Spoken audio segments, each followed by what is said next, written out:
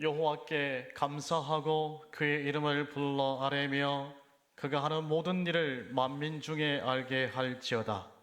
그렇게 노래하며 그를 찬양하며 그의 모든 귀한 일들을 말할지어다. 그의 거룩한 이름을 자랑하라. 여호와를 구하는 자들은 마음이 즐거울지로다. 사랑의 하나님 아버지, 오늘 거룩한 주일을 맞아 하나님께 신령과 진정으로 예배를 드립니다. 우리가 드리는 예배를 기뻐 받으시옵소서. 예수님의 이름으로 기원하옵나이다. 아멘.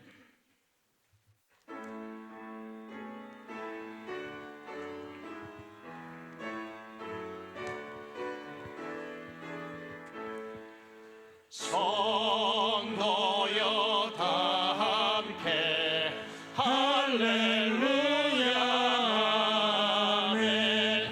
주 찬양하여라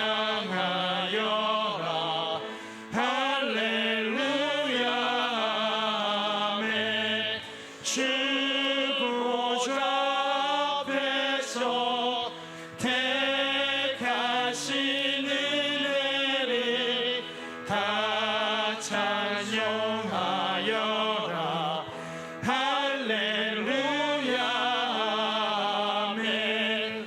만문을 열어라 할렐루야 아멘. 온 하늘 울려라 할렐루야 아멘. 인도자 되시며 친구가 되신 주 그 사랑 끝없다 할렐루야 아멘.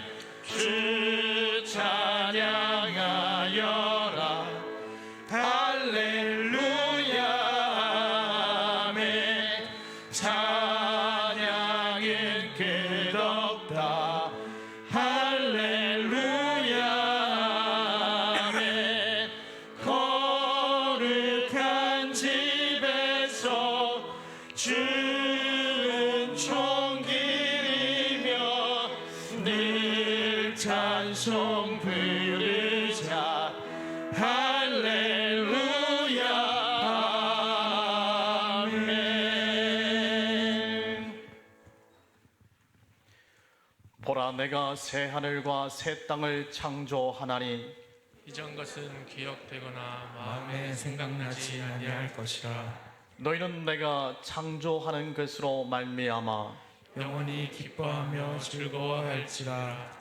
보라, 내가 예루살렘을 즐거운 성으로 창조하며 그 백성을 기쁨으로 삼고 내가 예루살렘을 즐거워하며 나의 백성을 기뻐하리니 우는 소리와 부르짖는 소리가 그 가운데에서 다시는 들리지 아니할 것이며 이리와 어린 양이 함께 먹을 것이며 사자가 소처럼 즙을 먹을 것이며 뱀은 흙을 양식으로 삼을 것이니 나의 선상에서는 해함도 없겠고 상함도 없으리라. 여호와께서 말씀하시니라. 아멘. 나는 전능하신 아버지 하나님 천지의 창조주를 믿습니다. 나는 그의 유일하신 아들 우리 주 예수 그리스도를 믿습니다.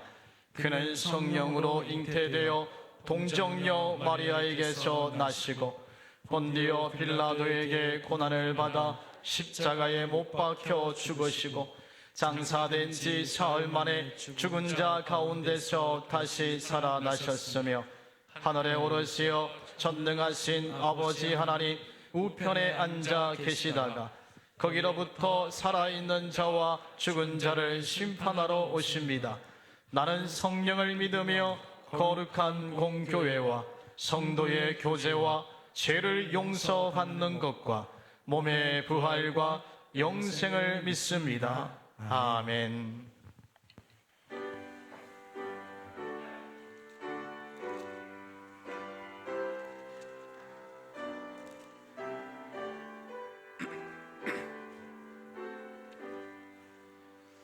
어려이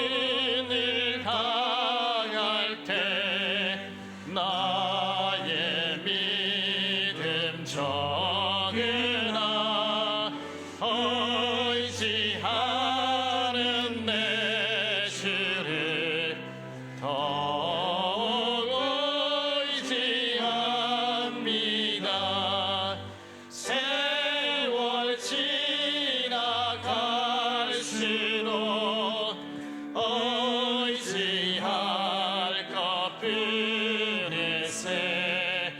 무슨 일을 당해도 예수 의지합니다. 성령께서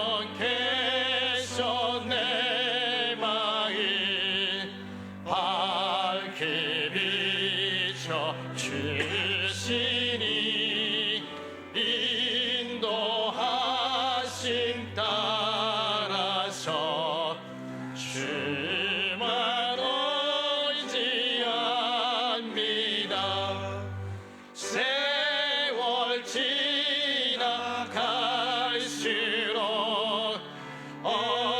의지할 것뿐일세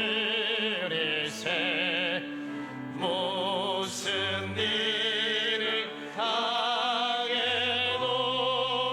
예수 의지합니다.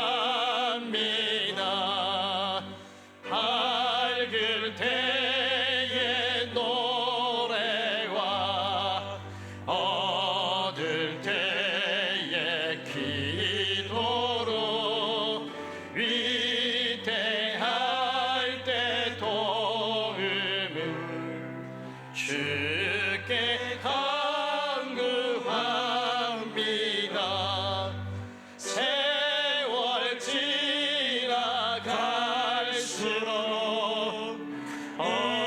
의지할 것뿐일세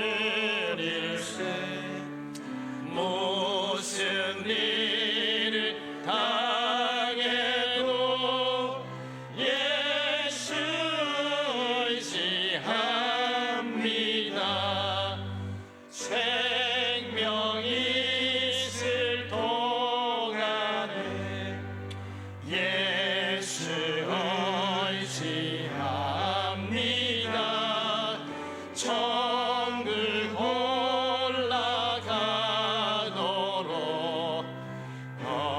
의지할 것뿐일세 세월 지나갈수록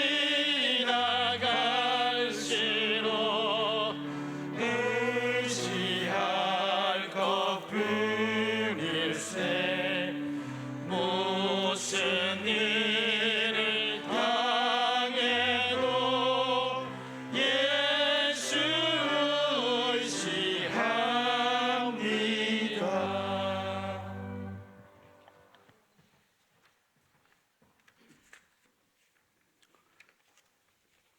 하나님 아버지, 복된 주일 온 성도가 함께 이렇게 모여 예배로 하나님께 영광 돌리게 하심 감사드립니다. 저들의 예배를 기뻐 받아 주시옵시고 오늘도 새로운 은혜로 충만케 하여 주옵소서. 아버지, 저들 주님의 자녀라 하면서도 눈앞의 작은 유혹과 세상 풍파에 쉽게 흔들리고 시험받는 저희들을 불쌍히 여기시고 저들의 모든 죄를 아버지여 용서하여 주옵소서. 아버지, 평범한 우리의 일상이 주님의 간증으로 가득하기를 원하며 항상 찬양과 감사가 넘쳐나는 그런 은혜의 시간으로 늘 인도하여 주시옵소서. 아버지, 이런저런 어려움 속에 고통받는 성도님들이 많이 있습니다. 저들의 모든 것을 아시는 주님께서 온전히 치료하여 주시고 저들을 위로하여 주시고 붙들어 주셔서 어려움 가운데서도 모두가 주님을 만나게 하시며 그 힘든 과정을 통해서 우리 주님과 더욱 가까이 다가설 수 있는 귀한 시간 되게 하여 주옵소서. 아버지, 급변하는 세상 속에 저들의 삶은 나아졌지만은 여전히 저희들에게는 주님을 사모하는 목마름이 있습니다.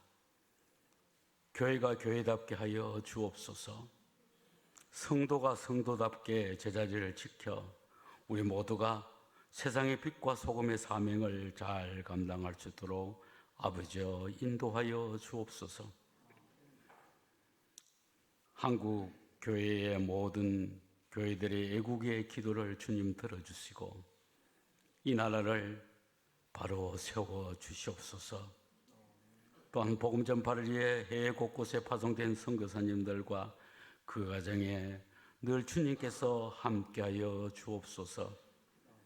코로나로 어려운 가운데 있지만은 이럴수록 우리 모두가 믿음에 굳게 서서 우리 주님의 뜻에 합당한 열매들로 채워나가는 그러한 우리 도공교회가 되게 하여 주시고 우리 모든 믿음의 가정들이 주님의 주시는 평강의 은혜가 넘쳐나게 하여 주옵소서. 특별히 우리 도공교회를 위해 헌신하시는 우리 목사님과 가정을 복되게 하여 주시고 목사님을 통해서 선포되는 하나님의 말씀에 우리 모두가 순종함으로 놀라운 체험이 가득한 그런 우리 도공교회가 되게 하여 주옵소서. 교회 곳곳에 쓰시는 손길마다 주님 복되게 하여 주시고 우리 모두가 주일에만 잠시 들리는 방문객이 아니라 주인의식을 갖고 작은 일에도 교회를 위해 봉사할 수 있음에 감사하며 오직 하나님께만 영광 돌리는 우리 모두가 되게 하여 주옵소서. 그리스도의 향기가 저들을 통해서 세상에 퍼져나기를 간절히 원하옵고 예수님 이름으로 기도하옵나이다. 아멘.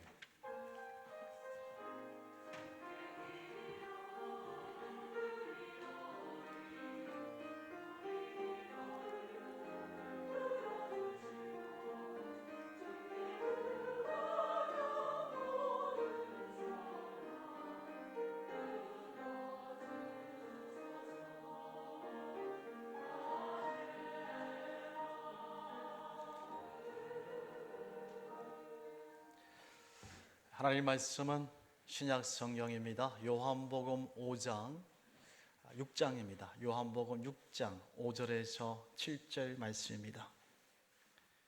요한복음 6장 5절에서 7절 말씀에 동참하는 마음으로 우리 한 절씩 읽으시고 7절 말씀은 다 함께 읽도록 하시겠습니다.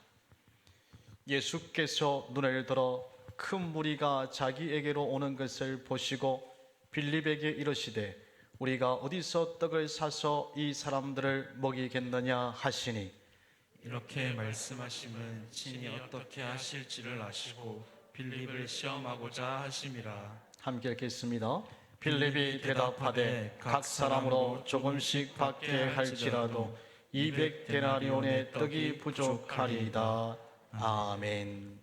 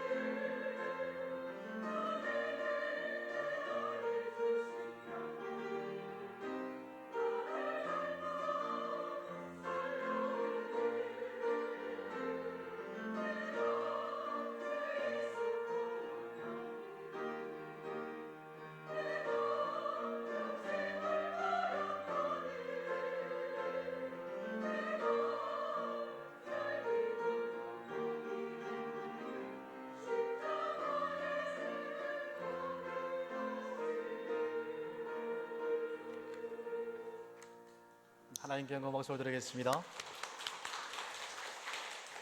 할렐루야.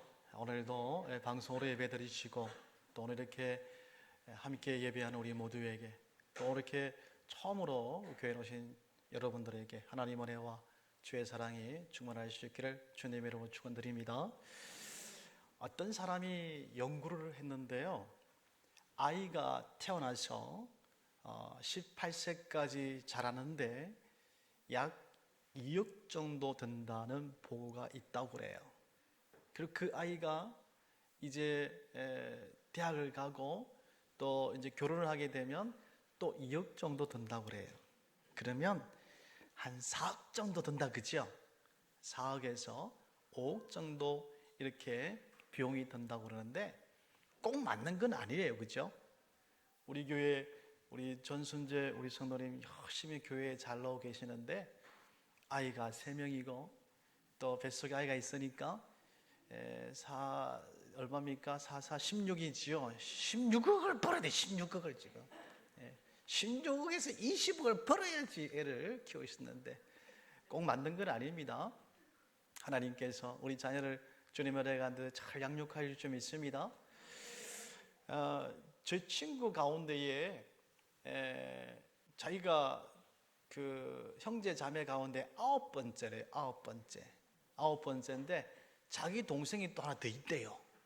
10명이잖아, 10명. 그 어머니는 억수로 부자냐? 아니에요. 금산에서 그냥 농사 짓는 어머니예요. 그래도 10명의 자녀들을 잘 키우더만요. 꼭 맞는 건 아니에요. 지금 세대들이 이렇게 자꾸 계산하기를 좋아합니다.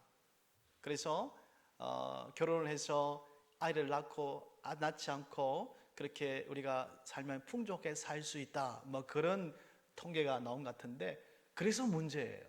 그래서 아이들을 많이 안 놓잖아요. 네. 그래가지고 아이를 요즘에 뭐 1.6명 뭐 이렇게 놓잖아요. 결혼해서 아이를 1명밖에 안 놓는다는 거예요. 예, 그게 큰일 났습니다. 우리가 아이를 좀 많이 낳으면 좋겠는데. 그러니까 요즘에 이 세대가 자꾸 뭐 더 물어준다든지 깎아준다든지 그렇게 하지 않고 아주 정확하게 계산하려고 하고, 그러다 보니까 좀 이렇게 재미도 없고 인간미가 좀 떨어지는 것 같아요. 결혼도 마찬가지입니다. 결혼을 요즘에 이렇게 하는 커플들을 보게 되면 다 그렇지는 않습니다만은 조건을 따지잖아요. 그래서 외모는 어떻고 환경은 어떻고 그렇게 조건을 따지잖아요. 근데 사실 결혼하는 것은 조건보다는 뭐겠습니까? 사랑하고 그 다음에 헌신하고 신뢰하는 것, 뭐 그런 것들이 우선되어야 되지 않습니까? 근데 그 조건에 의해서 결혼하는 것은 어떻게 보면 그 조건이라는 것은 계속해서 유지될 수 있는 것이 아니고 시간이 지나면 그 조건이 없어질 수도 있잖아요. 그죠? 중지될 수 있잖아요. 그래서 우리가 쏟는 겁니다. 계산이 앞서는 그 결혼은 그래서 위험한 거예요. 그리고 사람 관계도 마찬가지입니다. 사람 관계도 우리가 이렇게 가치가 있고 죄송합니다만 가치가 있는 사람들은 자꾸 친하려고 그래요.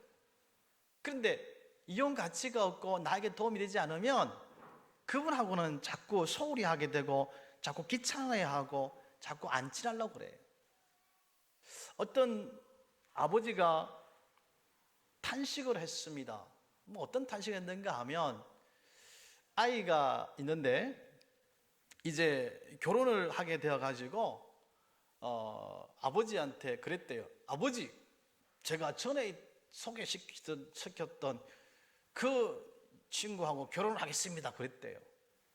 그러니까 아버지가 야, 전번에 그 여자는 친구를 안 켰나? 그러니까 아버지, 그 일은 제 일입니다. 그러더래요. 그리고 또 말하기를, 그러면 그 친구는 너를 좋아하고 사랑하나? 그러니까 아버지, 그거는 자기 일이지요. 그러고 알았다. 그러면 결혼해라. 그러고 이제 얘기를 하고, 그러면 너 이제 학생이잖아, 너들. 그러면 돈도 없고 집도 없는데 어떻게 하려고? 그러니까 그것은 아버지 일이지요. 그는요, 아버지가 알아서 해야 될 일이죠. 그는 나한테 왜 물어봐요? 그래서 이것이 뭡니까? 자꾸 계산적인 그런 세상, 자기밖에 모르는 그런 세상으로 자꾸 흘러가는 것 같아요. 오늘 성경에 보게 되면 기적 같은 일이 많이 일어납니다. 거짓말 같은 일들이 성경에는 기적 같은 일이 많이 일어나는데, 사서 3경 같은 경우에는 아주 훌륭한 얘기들이 많고 좋은 말이 많지만 그곳에는 기적 같은 일은 없습니다. 그래서 사서 3경 같은 경우에는 그냥 교훈집의 뿐입니다. 기적은 전혀 불가능한 일, 그런 것들, 그런 상태에서 하나님의 어떤 영적인 권위로 의해서 초자연적인 현상을 말하는데, 그래서 그게 기적입니다. 신학생이, 우리 전사님 두 분 계시는데 학교 가서 배우면 아주 이렇게 믿음에, 신학적으로 배울 때는 믿음이 좀 떨어지고 막 그럴 때도 있어요. 신학생이 성경을 읽는데 출애굽을 읽다 보니까 이제 그 애굽 이제 이스라엘 백성들이 가나안 땅을 향해서 애굽에서 이제 그 홍해를 건너가는데, 홍해를 건너가다 보니까 하나님께서 홍해바다 어떻게 했습니까? 홍해바다를 갈라주셔가지고, 그래가지고 그것을 무사히 건넜어요. 그 장면을 보면서 신학생이 아멘 아멘 그랬대. 은혜가 되더래요. 그런데 지나가던 교수님께서 너 어느 부분에 읽고 그렇게 은혜가 돼서 아멘 아멘 하노 그랬대요. 교수님 보십시오, 성경에 보니까 이게 뒤에는 애국 군대가 오는데 거기 홍해 바다가 착 갈라져 가지고 이 이스라엘 백성들이 그것을 건너는 게 보니까 은혜가 됩니다 그랬대요. 이 사람아, 그런 성경에 좀 과장했는 거지. 원래 거기는 있잖아, 거기 갈대밭이라 가지고 물이 발목밖에 안 오거든. 그래 알고 좀 읽어 성경을 그랬대요. 그래 이상하다 하고 성경 말씀 읽어야 되는데, 그러면서 또 읽으니까 또 막 갑자기 신학생이 아멘 아멘 막 그러더래요. 그래갖고 교수님이 또 왜 가노? 그래 물어보니까 교수님 있잖아요. 근데 신기한 게 있어요. 뭐가 신기한데? 근데 갈대밭에 물이 발목밖에 안 하는데 그 물에 그게 애국 군대가 따라오다가 다 빠져 죽었다 하네요. 여러분, 우리가 이렇게 너무 이렇게 매사에 계산하고 매사에 그렇게 하다 보면 우리 삶들 가운데 기적이 일어날 수가 없습니다. 우리의 믿음이 자리 잡지 못하고 성장하지 못하는 거예요. 제가 우리 도원교 오기 전에 평산교에 있다가 또 그 전에 시골에 있었는데, 시골에 있으면서 우리 교회처럼 교회를 건축하게 됐어요. 그런데 교회를 건축하자는 게 아무도 교회를 건축하신 분이 없어요. 하작하는 분들이 없습니다. 제가 기도하는 가운데 교회 탁 들어와서 이 교회는 교회를 건축했다, 그런 마음이 들었어요. 기도의 제목이었습니다. 그러다가 어떤 권사님께서 돌아가시기 전에 돈을 이렇게 1,000만 원인가 주시면서 전사님이 계실 때에 교회를 건축했습니다. 제 기도 제목이 있거든요. 그러니까 아멘 그랬어요. 제가 아멘. 그래놓고 가만히 생각하니까 이게 보통 일이 아니에요. 그렇잖아요. 약속은 지켜야 되고, 나는 교회 시골교회 계속 있고 싶지도 않은데 좀 큰 교회 가면 좋겠다, 솔직한 심정에. 그러니까 교회를 건축하자 그러니까 장로님도 교회 건축하자 안 해요. 솔직히 하면, 우리끼리 솔직히 말하면 돈이 들잖아요. 시골에 돈이 없잖아요. 그래갖고 좀 있으니까 핑계를 대죠. 조금 있으면 교회를 좀 더 모아가지고 합시다 막 그래요. 그럽시다. 그러니까 또 그 돈이 또 금방 모아졌어요. 퇴직하면서 돈을 2,000만 원 내셔가지고. 그래갖고 한 돈이 좀 됐는데, 그나마 이제 건축하십시다 그랬거든요. 그래도 안 된대요. 그러면서 하시는 말씀이, 제가 자꾸 하니까 하나님께 성령을 자꾸 감동을 주는데 안 할 수도 없고 건축하시는 게 자꾸 안 된다고 그래요. 그러면서 자꾸 그러니까 장로님께서 그러면 사택을 먼저 건축하시다 그래요. 제가 아차 싶더라고요. 사택도 그때 기와집이었거든요. 근데 그랬어요. 가만히 생각해 기도를 했어요. 장로님, 근데 있잖아요. 사택은 누가 사는 곳입니까? 아유, 뭐 전사님이 사시는 곳이죠. 그렇죠. 제가 사는 곳이지요. 그 교회는 누가 인지하시는 겁니까? 교회는 하나님이 인지하시는 곳이지요. 그래요. 그러면 장로님, 사택을 먼저 지어야 되겠습니까? 교회를 먼저 지어야겠습니까? 교회를 먼저 지어야 돼. 그렇죠, 장로님. 교회를 먼저 지어야죠. 사택은 그렇게 중요하지 않습니다. 저게 사도 괜찮아요. 그러고 교회를 지으면 좋겠습니다. 상이 되면 교회를 지읍시다. 그랬어요. 그래서 좀 가만히 있더만 좀 시간이 지나다 보면 조금 시간 흘러가서 그래요. 전사님, 그러면 교회를 지읍시다. 그래요. 교회를 지읍시다. 예. 그러면 제가 또 그랬죠. 돈도 없는데요. 돈이 있어서 교회 짓죠. 한번 지어봅시다. 장로님도 왜 그렇게 말씀하시더라고. 그래서 교회를 건축했습니다. 교회만 건축했을까요? 아니요. 사택과 같이 건축했습니다. 사택 45평, 교회 45평, 90평의 교회를 건축했습니다. 그런데 우리 인간으로는 그걸 지을 수가 없습니다. 할 수도 없어요. 믿음으로 하는 게 믿음으로. 그러니까 다른 교회 다니시는 분들이 11절을 저희 교회에 헌금하시고 지나가다가 교회를 보고 교회를 건축하니까 교회를 짓다가 보니까 한 달도 그대로 있으니까 교회를 건축하고 싶어가지고 헌금을 해주시고 고향교회 방문했다가 설날에 추석에 왔다가 교회 근처로 보고 헌금을 해주시고 예? 그래가지고 교회를 건축을 했는데 참 어렵게 교회를 건축했습니다. 물론 업자하고는 힘들었습니다만은 어렵게 교회를 잘 건축했어요. 업자가 돈을 안 주니까 일하는 사람이 일 안 하잖아요. 근데 그 사람도 참 재밌는 게 뭔가 하면 빨간 벽돌을 붙이려고 하는데 일을 안 해주는 거예요. 일을 안 해주는 거예요. 왜 일을 안 합니까? 그러니까 사장이 돈을 줘야지 일을 하지요. 그래서 일을 안 하더라고요. 며칠 지나니까 자기가 막 직원들을 들고 가지고 빨간 벽돌을 막 붙이더라고요. 돈 받았습니까? 돈은 못 받았대요. 그런데 왜 교회를 거기 건축하며 그랬어요, 제가. 그러니까 자기 부인이 집사래요, 집사. 자기는 교회도 안 다니는데, 자기 부인이 집사인데 새벽에 기도하니까 자꾸 묻더래요. 여보, 혹시 교회 건축하는 데 있나? 자꾸 묻더래요. 그래, 뭐 어디 가면 저기 뭐 선산에 원동에 하는 교회 짓고 있지. 그래, 잘하고 있나? 아니, 돈을 줘야지 짓지, 내가. 근데 그 집사님이 그랬대요. 여보, 그냥 그거 내 마음에 감동이 있는데 그냥 먼저 해주면 안 되겠나? 그렇게 자꾸 얘기를 했대요. 그래, 감동이 돼가지고 돈도 안 받고 빨간 붓들은 바울 주더라고요. 그런 일들이 많이 있었어요. 예. 돌 이렇게 계단하는 것도 마찬가지고요. 근데 주님이 기뻐하시는 일을 하니까 주님께서 기적 같은 일이 일어나는 거예요. 그러면 인간적인 생각은 계산이 안 되는 거예요. 우리는 그때 한 번도 헌금하시고 말도 안 했어요. 싫어요, 시골 사람들. 그러니까 기도할 때 10원이라도 남게 해주세요. 근데 교회를 건축하고 돈이 남았대요.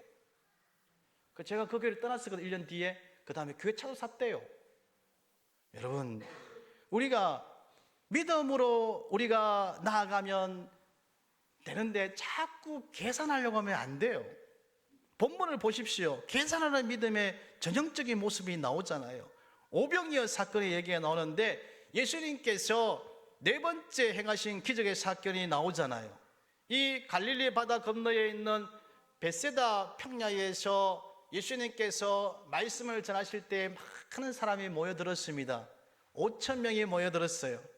성인만 5,000명이니까 아이들, 노인들 이렇게 많이 이렇게 얘기하면, 여성들 얘기하면 더 많겠지. 한 10,000명은 또 모였다고 생각합시다. 그런데 거기서 말씀을 막 전하다 보니까 시간이 너무 많이 지나가가지고 다들 배를 고파했어요. 그러니까 어떻게 했겠습니까? 예수님께서 제자 가운데 오늘 보면 빌립이라는 사람을 불렀어요. 그리고 먹을 것을 구해보라고 그렇게 얘기를 했습니다. 왜 하필이면 빌립에게 그렇게 얘기했을까? 빌립이 그 동네 고향이거든요. 너무 잘 알기 때문에 예수님께서 오늘 6절 말씀 보니까 빌립을 시험하고자 했다고 그랬거든요. 빌립이 이 문제를 어떻게 푸는지를 보시려고 시험하셨다는 겁니다. 그러니까 빌립이 순간적으로 계산해 보니까 얼마 나왔다고 그랬습니까? 200데나리온의 돈이 필요합니다 그랬어요. 지금 뭐 돈으로 2, 3천만 원 한번 생각해 보십시다. 그런데 돈이 있으면 뭐 합니까? 그 당시에 뭐 빵을 살 수 있었겠어요? 떡을 살 수 있겠어요? 밥을 사 먹을 수 있었겠습니까? 예수님이 빌림을 시험해 보았더니 재빨리 계산해서 계산서를 제출했던 겁니다. 여러분, 예수님은 그 계산서를 받아들고 참 마음 가운데에 조금 언짢은 마음이 들었을 것 같아요. 제자들을 훈련한 결과가 이 정도밖에 안 되는가 생각에 힘이 빠졌을 것 같아요. 지금까지 여기 기적을 보았는데 제자들은 오늘 여기서도 저런 기적이 일어나는 것을 늘 보고 살았는데 오늘도 기적 같은 일이 일어나야 되는데 그것을 못 믿었던 것 같아요. 그것이 그들의 한계지만 우리도 우리의 한계이기도 합니다. 여전히 우리들이 빌립처럼 계산만 하는 겁니다. 믿음의 세계는 따져보고 계산하면 계산이 안 돼요. 답이 안 나옵니다. 그런데 오늘날 많은 신앙인들이 자꾸 따지고 계산하려고 그래요. 그래서 우리 신앙인들이 여러 가지 일들 가운데에 기적이 일어나지 않는 거예요. 계산은 누가 하는 겁니까? 계산은 하나님께서 하시는 거예요. 어떻게 계산하는가 하면 하나님의 방법이 있어요. 우리는 1 더하기 1은 2잖아요. 하나님 방법은 1 더하기 1은 2도 될 수 있지만 5도 될 수 있고 100도 될 수 있고 1000도 될 수 있는 거예요. 우리와 계산하는 방법이 틀리다니까요.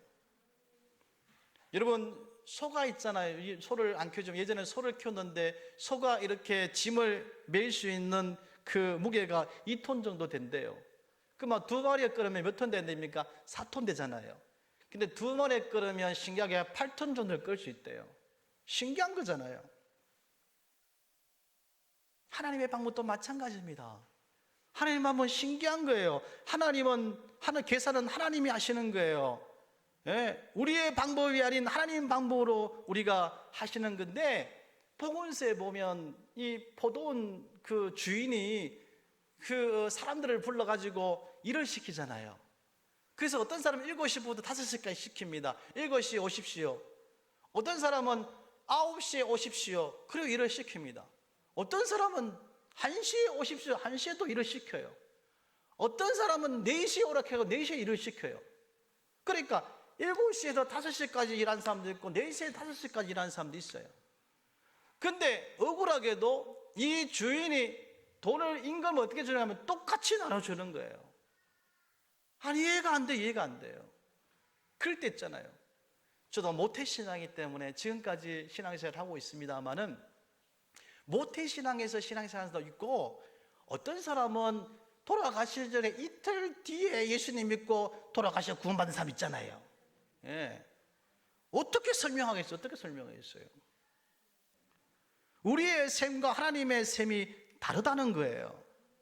여러분, 본문을 보게 되면 예수님이 제자들을 계산하는 신앙을 수정해 주시고 있는데, 이 본문을 읽으면 계산적인 믿음이 어떤 것인가를 알려주고 있는데요, 믿음은 계산하는 것이 아닙니다. 계산은 누가 하는 겁니까? 계산은 하나님이 하시는 거예요. 히브리서 11장에 보게 되면 믿음은 바라는 것의 실상이요 보지 못하는 것의 증거다고 그랬어요. 사람은 셈법은 가능성이 전제되어야 되잖아요. 셈의 원칙은 이성과 지식과 셈법이 그 테두리 안에서 계산하는 거잖아요. 그런데 하나님은 가능성이 아주 없는 상태에서 일을 시작하는 거예요. 이를테면 바위에서 물이 나잖아요. 하늘에서 뭐가 내려요? 만나와 메추라리가 내려지잖아요. 우리는 이것을 가능하지 않는 일이잖아요. 죽은 지 나흘이 되는 사람이 살아나잖아요. 이것이 기적입니다. 근데 이것을 우리가 설명할 수 있겠습니까? 내 계산으로는 안 되는 거예요. 근데 하나님의 계산으로는 되는 겁니다. 기적은 가능성이 아주 없는 상태에서 나타나는 현상을 기적이다, 그렇게 얘기를 해요. 오늘은 자꾸 합리적인 시대입니다. 그래가지고 계산했지 맞지 않으면 포기합니다. 예? 그러니까 기적이 없지요. 너무 똑똑하니까, 우리는 너무 똑똑하니까. 오늘날 교회들이 하나님의 섭리를 믿는다고는 말을 하면서 무슨 일을 할 때는 너무 자꾸 이성적으로, 그 다음에 계산이 너무 앞섭니다. 그래서 우리의 신앙이 진보가 되지 않습니다. 여러분, 우리 오늘 말씀에 먹을 것을 가능성이 아주 없는 그런 상황이잖아요. 그때 예수님께서 빌립에게 당부를 했잖아요. 먹을 것을 구해로 그랬잖아요. 빌립이 그 사정을 그 동네에 너무 잘 알았잖아요. 그러니까 그를 지명하여 분부하신 것이잖아요. 그러면 그곳 사정을 너무 잘 아는 사람이니까, 근데 계산서부터 문제 갖고 왔대. 계산서부터. 여러분, 그곳은 음식을 파는 곳이 아닙니다. 여러분, 때로는 우리의 신앙생활에 있어서 조금 안다고 하는 것이 얼마나 믿음을 해치는가를 우리가 알 수 있습니다. 성경을 어설프게 아는 사람이 믿음을 갖기가 더 힘듭니다. 예수님이 다른 제자들에게 먹을 것을 준비하라고 부탁했더라면 어려운 일인 줄 알면서도 어떻게 했겠습니까? 찾았겠죠. 그게 아무도 어려워서 먹을 것이 없는데도 불구하고 예수님께서 말씀하셨으니까 찾았겠지요. 여기 이 빌립이 오늘 우리의 모습이라고 생각합니다. 아니면 내 모습을 생각해요. 안 되는데요. 그게 되겠습니까? 계산을 두드려 보세요. 안 되잖아요. 어떻게 될 수가 있어요? 안 돼요. 제가 생각해도 안 돼요. 제가 생각해도 안 돼요. 근데 내 생각하고 하나님 생각이 다르다니까요. 우리의 생각하고 하나님의 계산법은 다르다니까요. 결국 어떻게 했습니까? 5,000명이 배불리 먹었습니다. 보리떡 5개, 물고기 2마리를 가지고 5,000명을 먹었는데 5,000명 먹었겠습니까? 아니에요. 10,000명 이상 먹었을 거예요. 그리고 남았다고 그러지요? 얼마나 남았다고 그랬습니까? 12방이 남았더라. 여러분, 해결 방안을 보면 참 어처구니 없게도 아주 보잘것없는 보리떡 5개, 물고기 2마리입니다. 하나님께서 기적을 일으키실 때는 큰 것 가지고 하지 않는 것 같아요. 그잖아요?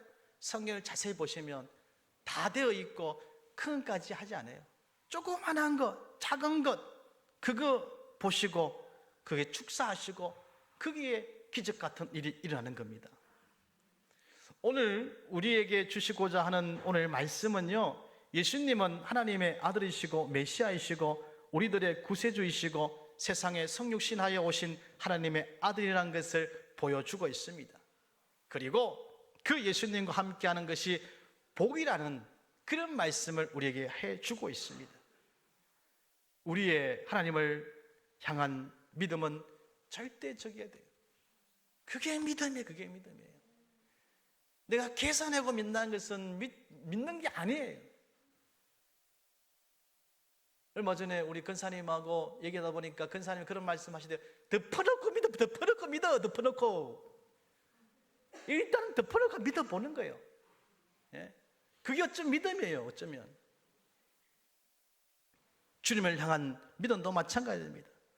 그때 우리의 삶 가운데 잔잔한 기적들이 나타나는 겁니다.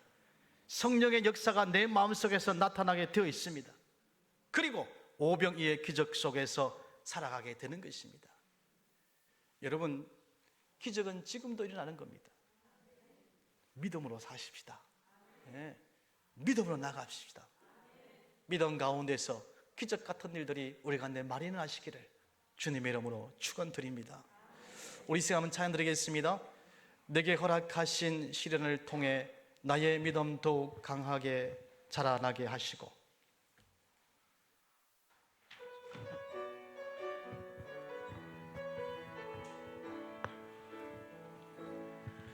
내게 허락하신 시련을 통해 나의 믿음 더욱 강하게 자라나고 험한 산과 골짜기 지나는 동안 주께 더 가까이 나를 이끄시네. 내가 겪는 시험이 어렵고 힘겨워도 내 주님보다 크질 않네. 내 앞에 바다가 갈라지지 않으며 주가 나로 바다 위 걷게 하리. 나는 믿네.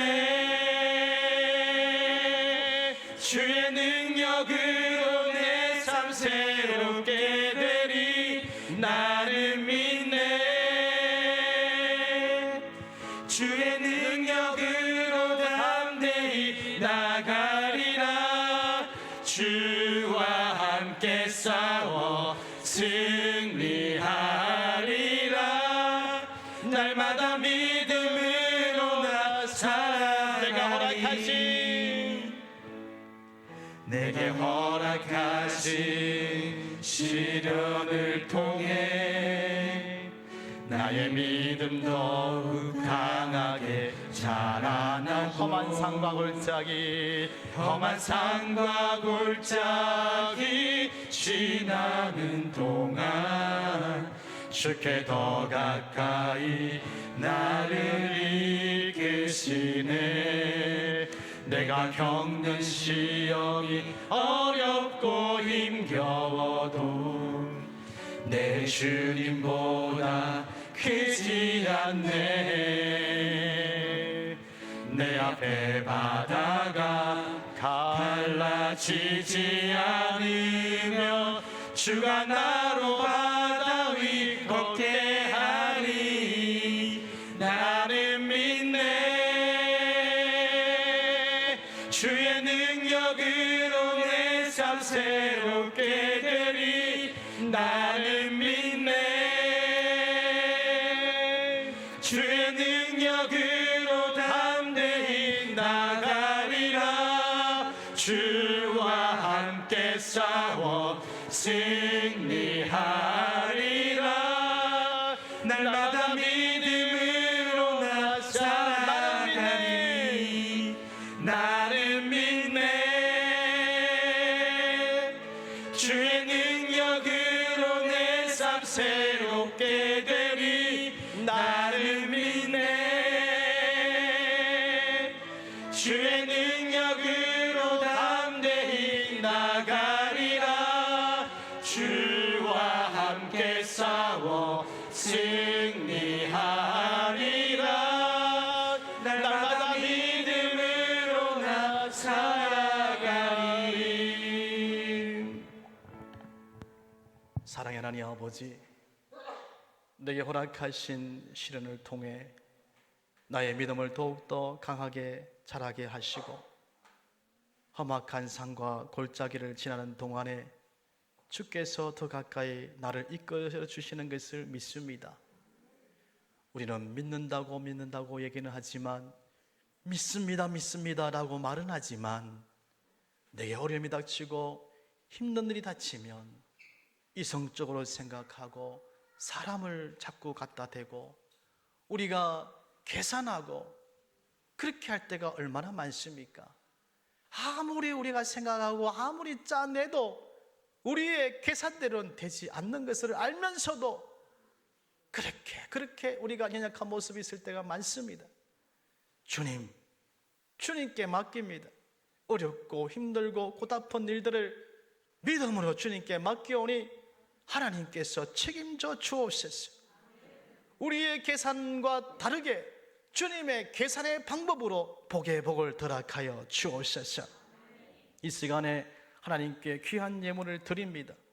주정헌금을 드리고 11조 예물을 드리고 건축 예물을 드리고 하나님께 감사 예물을 드리고 성교 예물을 드렸습니다. 하나님께서 예물을 받으시옵소서. 이 예물이 쓰는 곳에 주님의 영광만이 나타나게 하여 주옵소서. 복의 복을 더락하여 주시기를 축복하오며 예수님의 이름으로 기도드립니다. 아멘. 우리 교회의 소식은 우리 주보를 참고하시면 감사하겠습니다. 제 187회 동남노예 우리 임원으로 우리 교회 노상기 장로님께서 부회계로 섬기게 되셨습니다.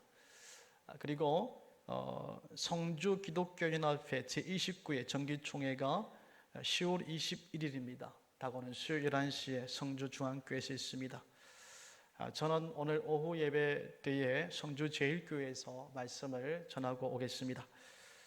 수술을 앞두고 치료 중에 있는 특별히 많은 분들이 아프시지만 우리 성유수 성도님 또 이선희 집사님을 위해서 여러분들이 많이 기도해 주시면 감사하겠습니다. 다음 주는 10월 정기당회에 있습니다.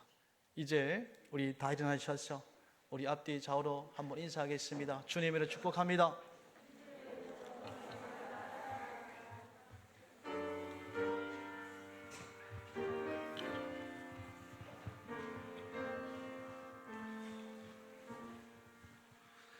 하늘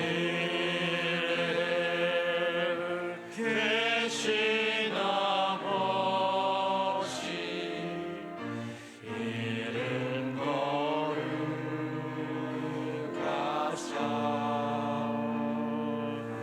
주님 나라 임하시고 뜻이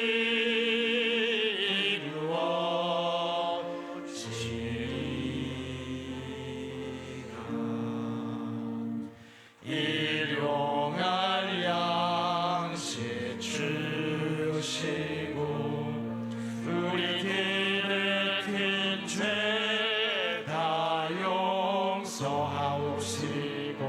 또 시험에 들게 마시고 악에서 구원하소서. 대개 주의 나라 주의 권세 주의 영광 영원히 아멘.